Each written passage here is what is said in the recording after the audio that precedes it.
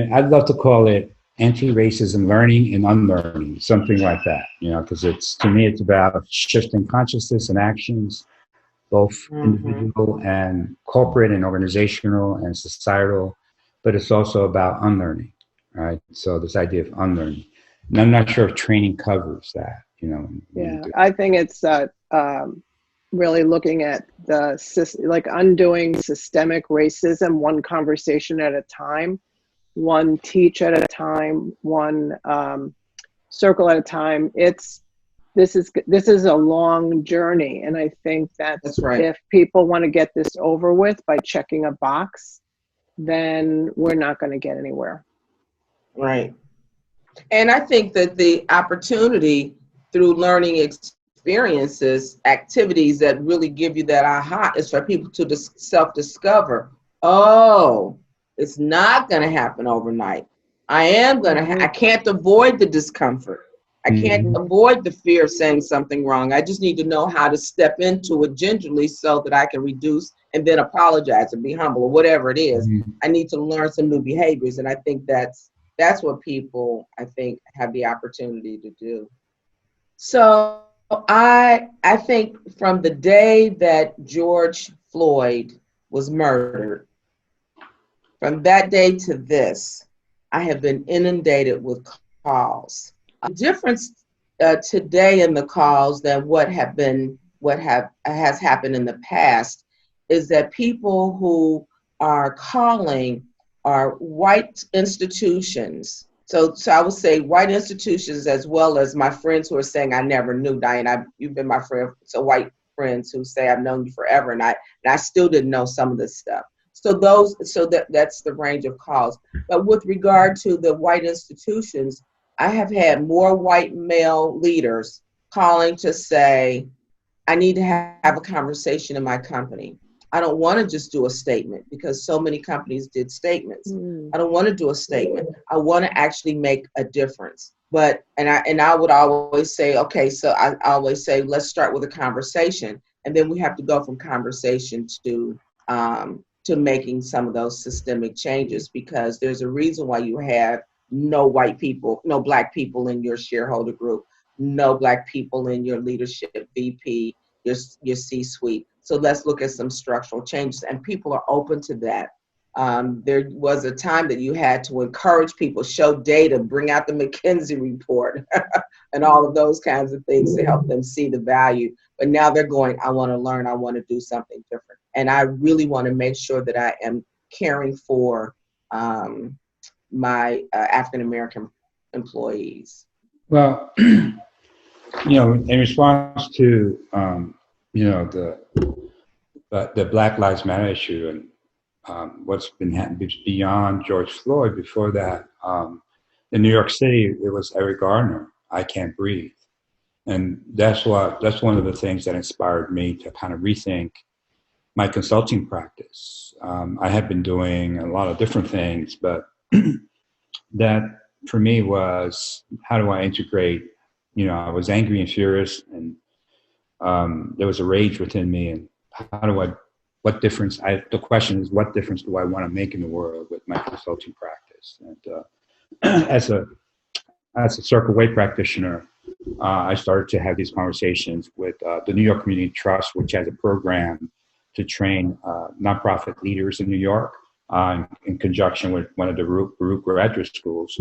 And what I've learned by introducing race conversations by using circle way methodology was that first, it was an uneasy process for a lot of white people in the room. I had several, but one white woman stands out where she approached me months later and told me, your course was the best, the most exciting course. However, I left with such discomfort, and I still have that. And it gave me insight into two things. One is that we needed to form a learning and unlearning process that went beyond one course. That one course on race conversation it's not going to do it. And the New York Community Trust learned that and has since shifted that to a learning experience. And the second thing was that I had to make sure that in the beginning that I emphasized that leadership participants, were going to experience discomfort. And that if we can agree to stay in that discomfort, the place of learning, the place of insight, the place of possible epiphanies, that it would be a practice that could be lifelong. Because most people want to avoid race conversations. And coming into the situation with me was one of the first times that they had a race conversation with such a diverse group. Yeah. And so that's one of the things that I was noticing about the work.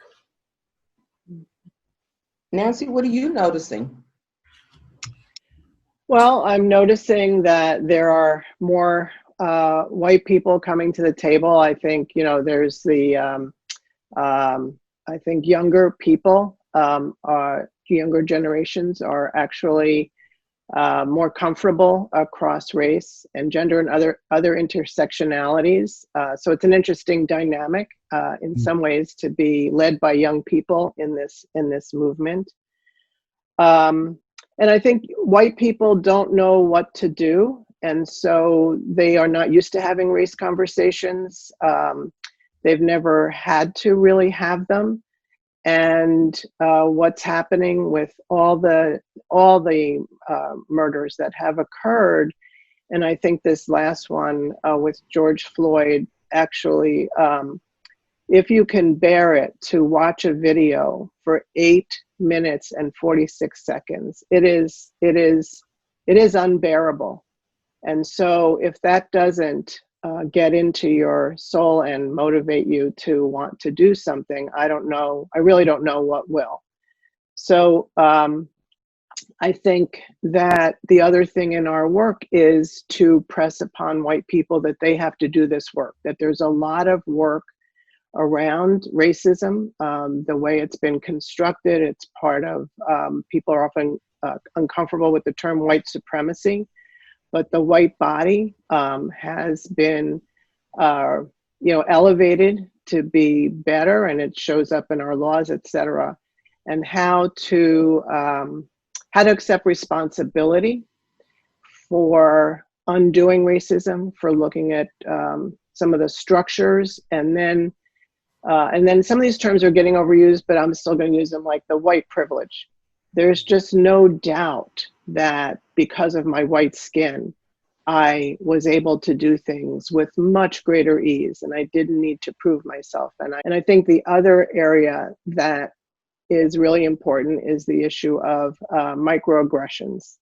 And it's those things that we've been used to saying that have been so hurtful to BIPOC people. And it's so subtle, we don't even notice we're saying it, but how do we undo some of the harm that just some of the things we've been saying and doing have occurred? So, and I'm finding I have to do a lot of my own work and keep at it myself as a practitioner. And I think what both of you are describing are things that happen so easily and subtly, because they end up being microaggressions, micro inequities, micro assertions. There are so many micro drip, drop, like water torture that can happen. And sometimes you're sitting at a table and someone says something or overtalks you, or it could be so minuscule in that moment, but it's that last drop that takes you over your own edge that you are going to blow up. And it's literally the straw that breaks that camel's back. So I'm bringing the conversation of microaggressions and micro inequities into more and more of the conversations I'm having, because they happen so subtly and unconsciously that sometimes you start feeling like, did you really do that on purpose? And even if it wasn't done on purpose, I think everybody can increase their level of awareness about them and the negative impact that happens over time when a person is consistently experiencing that. And you can experience it on the road when you're driving, at work, in your home, walking down the street. Somebody can say or give a gesture towards you. And it does, it wears. And sometimes when my white colleagues will tell me they didn't understand how bad it was, it's because they don't understand the drip, drip, drop of racism that happens in a person's life every day, all day. Last week, and an African American man, and we obviously everything is virtual, and he actually stood up in the virtual conversation and said, I want allies, but I don't want an ally that's sitting on the sideline. For me, the definition of ally is someone who is in the fight alongside of me, not leading it, not taking all the credit, not stepping out in front, but utilizing their resources, utilizing their advantage to be able to support someone else, and being willing to and really understand how to step in that other person's shoes. And so that really gave me, because as you said, I'm constantly learning myself.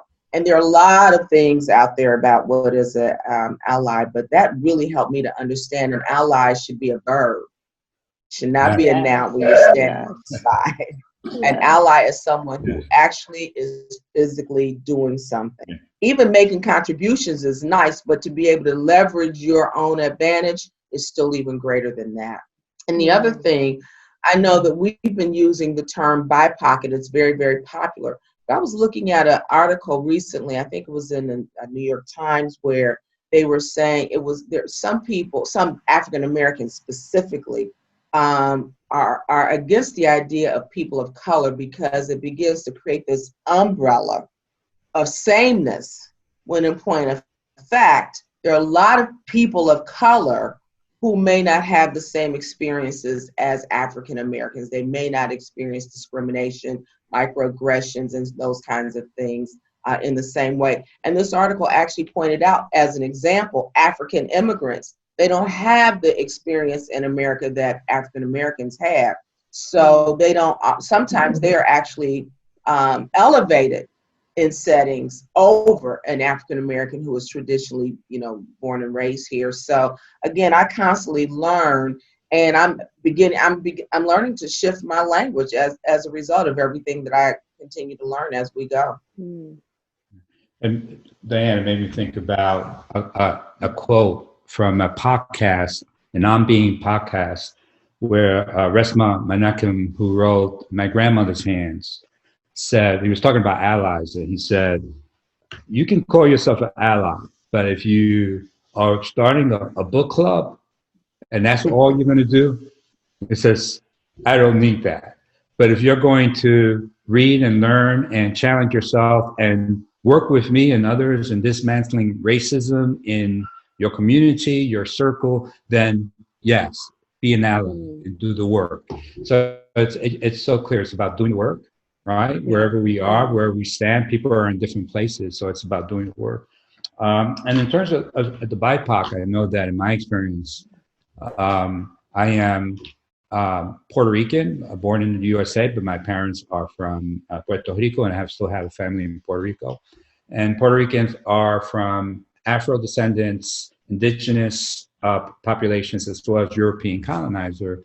And so in my conversations with Puerto Rican colleagues, we agree that there are different levels of oppressions and colonization, and that we need to, for Latinos, Latinx, we need to have our own conversations as well about anti-Black and anti-Black notions within our own culture and our own history as well. So there's some work being done in the Latinx community as well around those issues.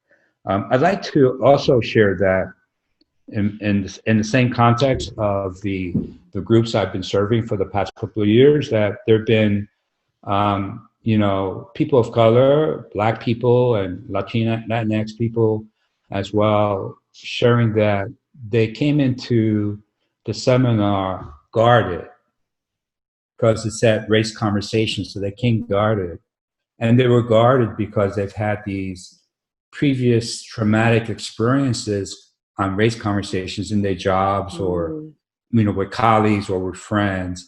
And so a process of check-in, which is a circle way process, a check-in with a good question, and a dialogic process where people are sharing and talking, and challenging each other and taking pauses to be silent and to take in the learning, resulted in some of the participants saying, I'm still guarded, but I'm less guarded than when I came in. And so the work is ongoing. It's messy. It doesn't get resolved with one seminar, 10 seminars. It's lifelong unlearning and learning.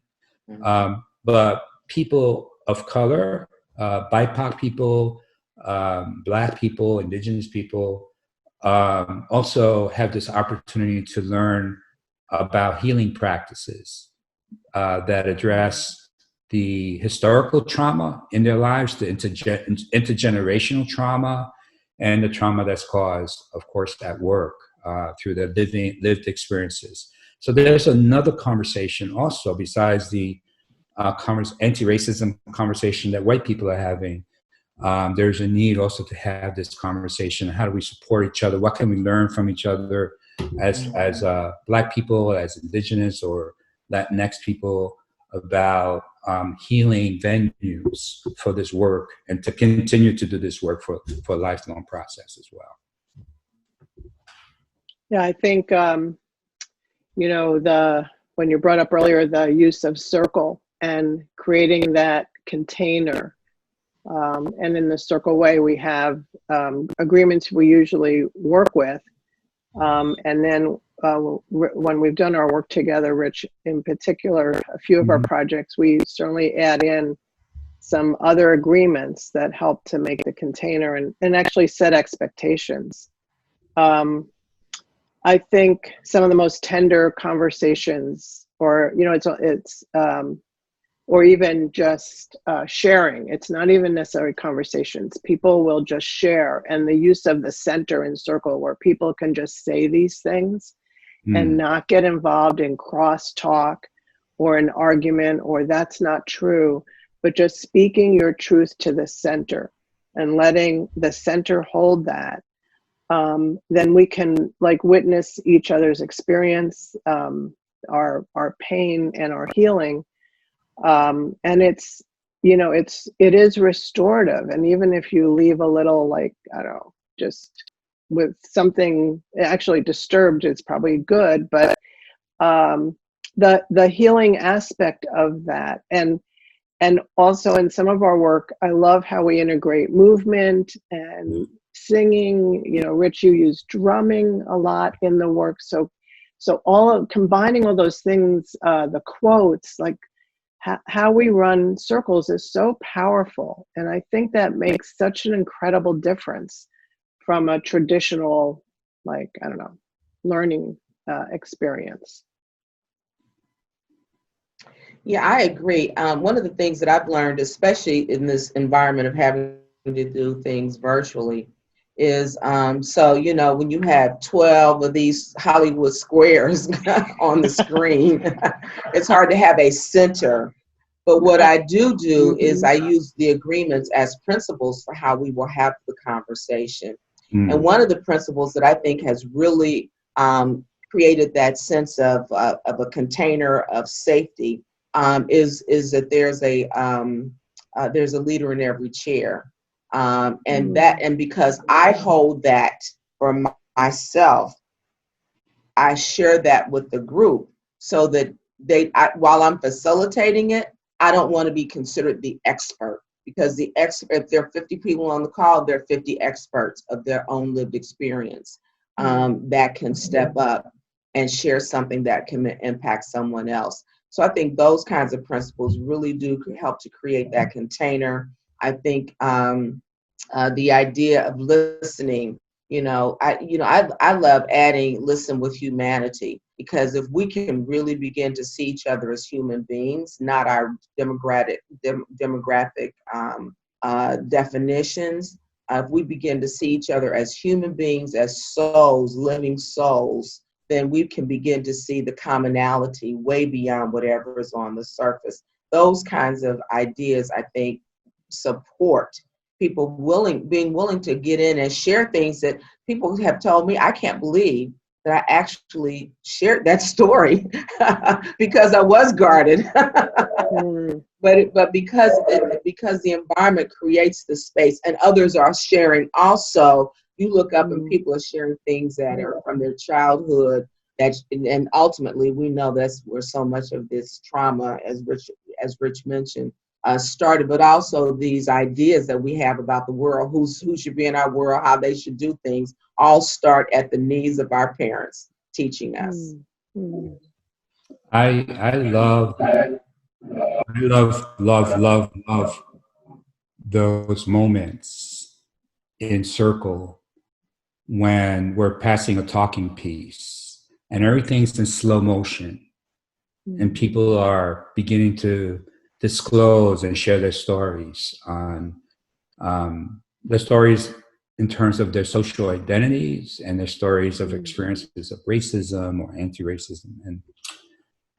And there's a sacredness, a spirituality about those moments that it's hard to define into words, but they're moments where shifts can take place, and where people are actually deeply listening to each other's souls, deeply listening. And I think it's those special moments that frame the why circle for me as a practitioner is so important to use in race conversations. I relish those moments. They're sometimes very difficult and we have to pause, and sometimes people are crying and struggling with issues and we pause. The key is to allow for me, is to allow for grace to take place, to allow the group to understand that there's no perfect participant, right? We're all learning together, and people are in different places in their journey around this knowledge and this experience. And so giving grace to each other, right? At that point, allowing people to just, take it in and not be so like, oh my God, there she goes again with that word, or what, and so the idea is, if we can build those kind of relationships and face each other in those difficult circumstances, that's a practice. And it just can't be one day, one workshop. It's got to be an ongoing practice.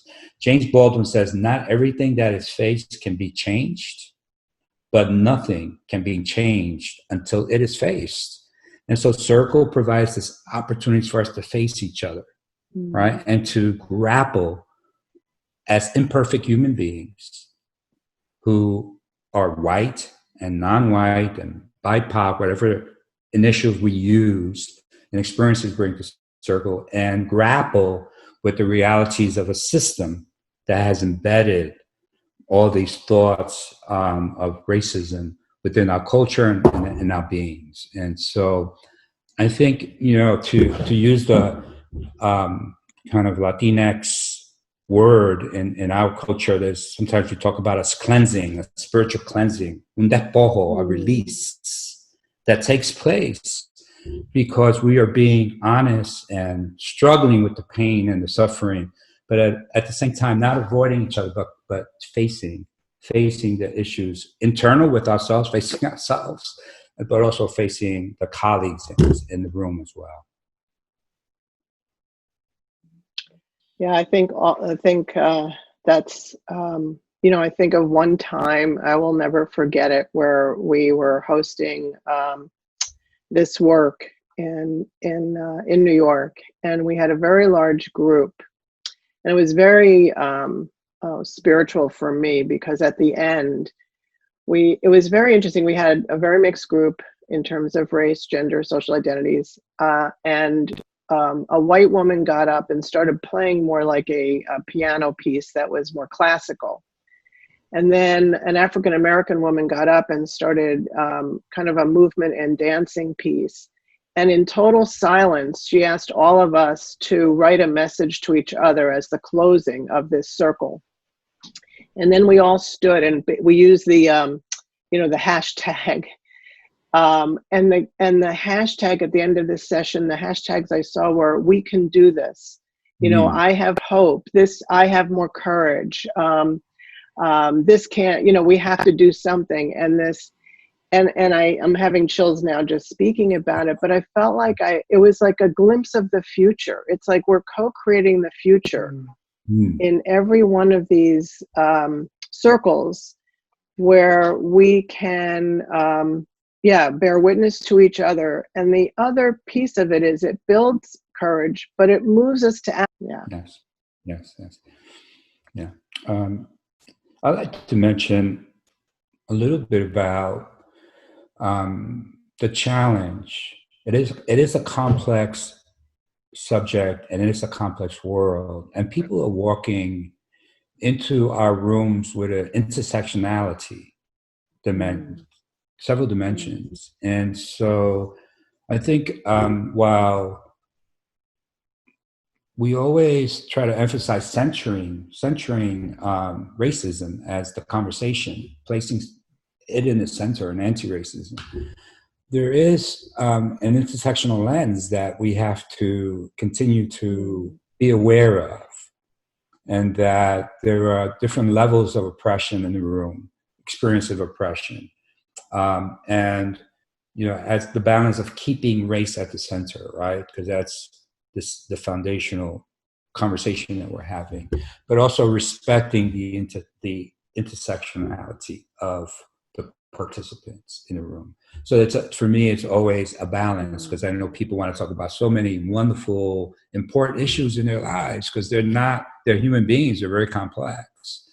And there's a time when we do talk about that, but the challenge, for me as well as some other facilitators, is centering race, making sure that we stay true to the conversation around race, and not gear off from that conversation. And once we have that foundation, we can then address these other dimensions or intersectionalities as well. I think that is really important, Rich. I was called yesterday, actually, to facilitate a conversation.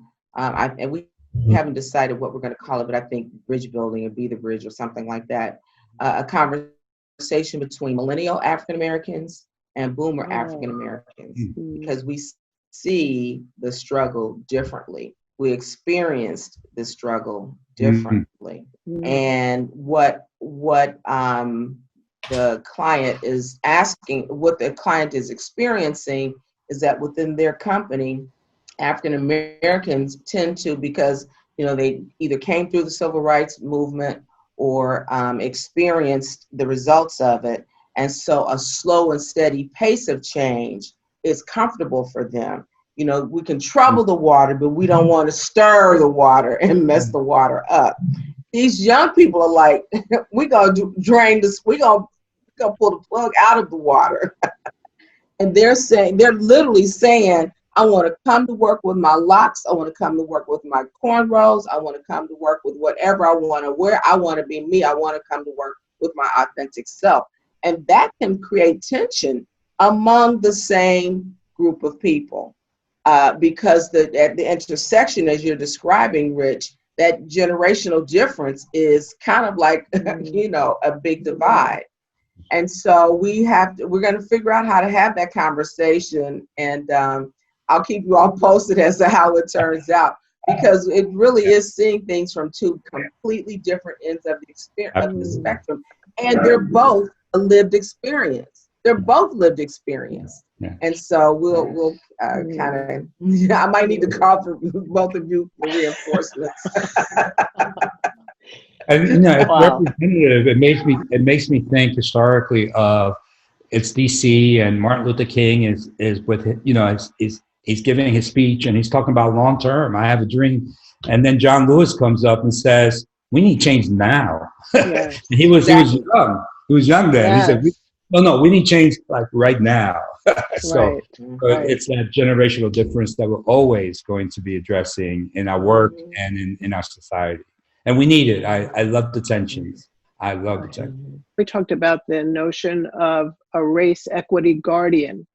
So we use a guardian in circle, and how someone can prepare themselves enough that they are attuned to some of the nuances and being able to identify dynamics or harm that may be occurring and be able to call that out so that the emotional labor isn't always being done by a person of color or someone who's feeling very vulnerable. So that's a piece I think we should think about. Yeah. Mm-hmm. Mm-hmm. I love that idea. Yeah. It makes me think about why it's also important and why it's helpful to do this work with mates and colleagues. There's so much to be learned, and I'm in the learning process always myself. And I remember there was one point when I was doing some work.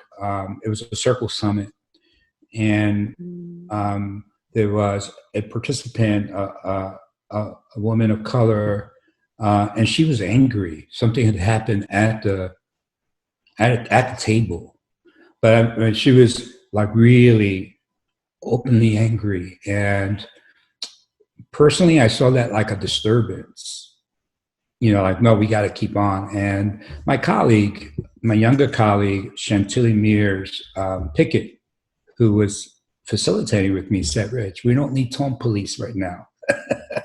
It's just, you got to let this be. We got to figure it out. And it was so good to have her voice put me in check, right? And say, she's angry about something. Something happened at that table, and it has to do with racism. And people need to express their anger in this room. If they can't do that, then why are we here? So that's another lesson learned about tone policing as facilitators, that there are going to be people that are very angry, and that we need to explore that anger and that rage that is a result of trauma and racism over repeating these conversations over and over again. We're swimming in the water of white supremacy, right. and this is going to come up even in our work with each other. And like, that's, we have to take it on and learn from it. But it's there's a lot of learning edges for all of us doing circle around race conversations. Absolutely. I think my hashtag is going to be I dwell in possibilities, because all things are possible. Hashtag James Baldwin, nothing can be changed until it's faced. Hashtag I'm in it for the rest of my life.